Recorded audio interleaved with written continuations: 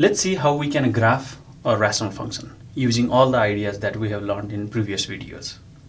So here let us take an example of this function y equals to f of x equals to x cubed plus 2x squared minus 8x. Then we can write this function as x can be pulled out, okay, factored out, then it would become x squared plus 2x minus 8 divided by x plus 1 and x minus 2. Then furthermore, you can split this function as x squared plus 2x minus 8 can be written as x plus 4 and x minus 2 divided by x plus 1, x minus 2. Then you can clearly see that this function has common factor x minus 2. Okay, and you can remove those. Y equals to f of x equals to, then I can write this is x plus 4 divided by x plus 1, or simply this is x squared plus 4x by x plus 1. So this is the function that we would be graphing. And what does it mean to throw away the factors from top and bottom?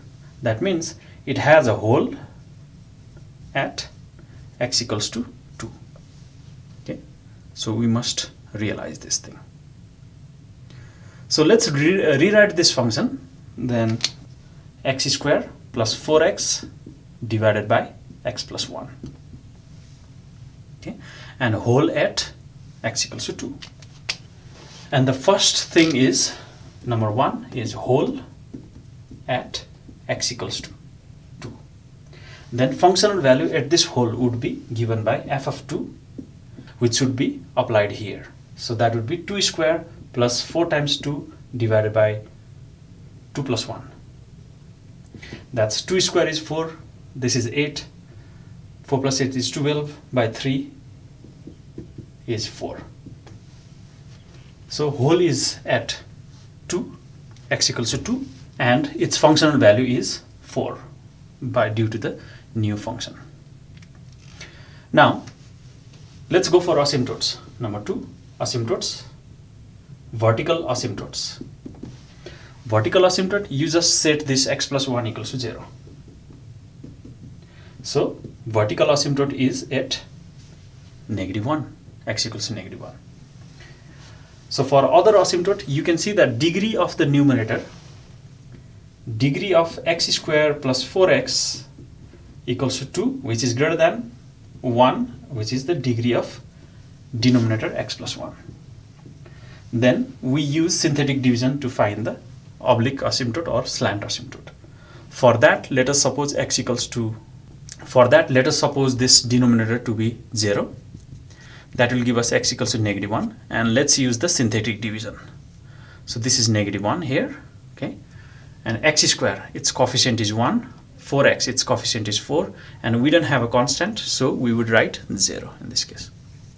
1 comes down, -1 times 1 is -1, 4 minus 1 is 3, -1 times 3 is -3. So -3 is the remainder, and quotient is 1x plus 3, so that would be x plus 3. Then our slant asymptote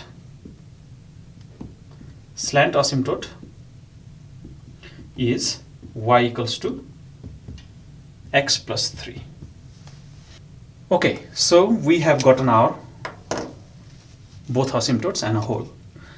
Okay, now we'll have a basic idea about how the curve would look like. Let's suppose this is the axis. We have our vertical asymptote at x equals to -1. So that would be, let's suppose this is -1. Then this blue line is the vertical asymptote. This is -1, -1. And we have our slant asymptote, y equals to x plus 3. 3 is somewhere here, 1, 2, 3. Let's suppose this is 3. And slope is 1, means 1 here.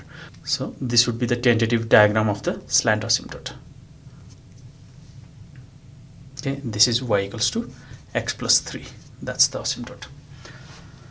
Let us go for finding out the x-intercepts and y-intercepts. Then we will have much more clearer picture. Intercepts. For y-intercept, we set x equals to 0.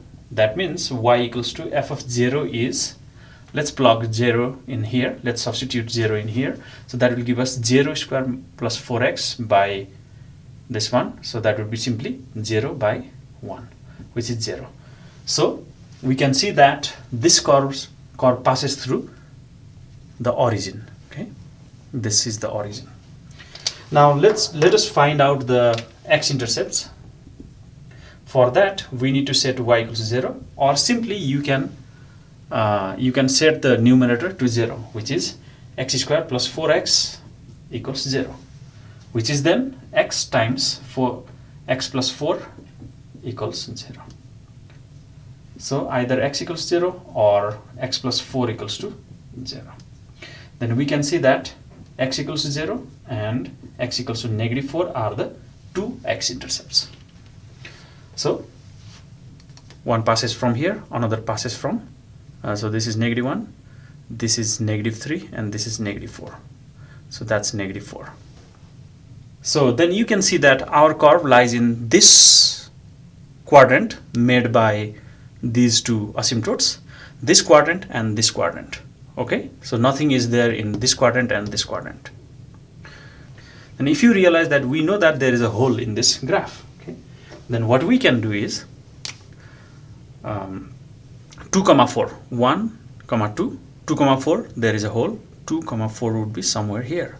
Okay, so let's draw this one. So this would be the tentative curve, one quadrant made by these two asymptotes. So 2, 4, don't forget to come up with a hole, come up with an empty circle in here. So this is 2.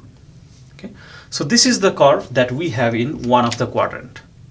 And then if you rotate this pink curve centered at this point where the two asymptotes meet in 180 degree, then this curve will be somewhere here passing through this -4.